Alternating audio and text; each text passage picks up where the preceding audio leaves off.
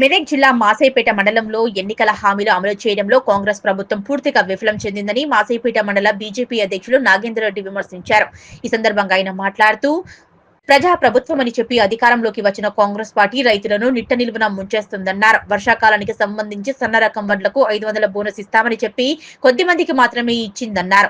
రైతుల పట్ల ప్రభుత్వానికి చిత్తశుద్ధి ఉంటే యాసంగి పంటకు సంబంధించి రైతు భరోసాతో పాటు వర్షాకాలానికి సంబంధించిన 500 రూపాయల బోనస్ రైతుల ఖాతాలో జమ చేయాలని పార్టీ తరఫున డిమాండ్ చేస్తున్నామన్నారు. అందరికీ నమస్కారం.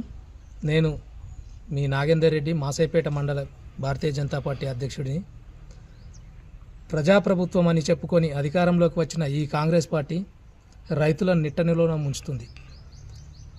ఎందుకంటే రైతు భరోసా మరియు సన్న రకం వడ్లకు 500 బోనస్ అని చెప్పిన ఈ ప్రభుత్వం రైతులను నిట్టనిలోన ముంచేది కాకుండా రైతు భరోసా ఈ యాసంగి పంటకు సంబంధించి ఇప్పటి వరకు వేయలేదు.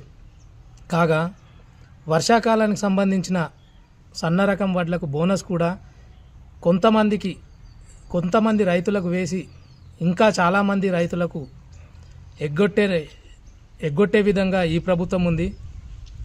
కాబట్టి ఈ ప్రభుత్వం ఇప్పటికైనా కళ్ళు తెరిచి రైతులను ఆదుకోవాలని రైతు భరోసా రైతుల ఖాతాలో వేసి అలాగే సన్న రకం వడ్లకు కూడా 500 రూపాయలు వాళ్ళు ఇస్తామన్న బోనస్ అందరూ సన్న రకం పండించిన అందరూ రైతుల అకౌంట్లలో వేసి తన చిత్తశుద్ధిని నిరూపించుకోవాలని భారతీయ జనతా పార్టీ పక్షాన డిమాండ్ చేస్తున్నాము.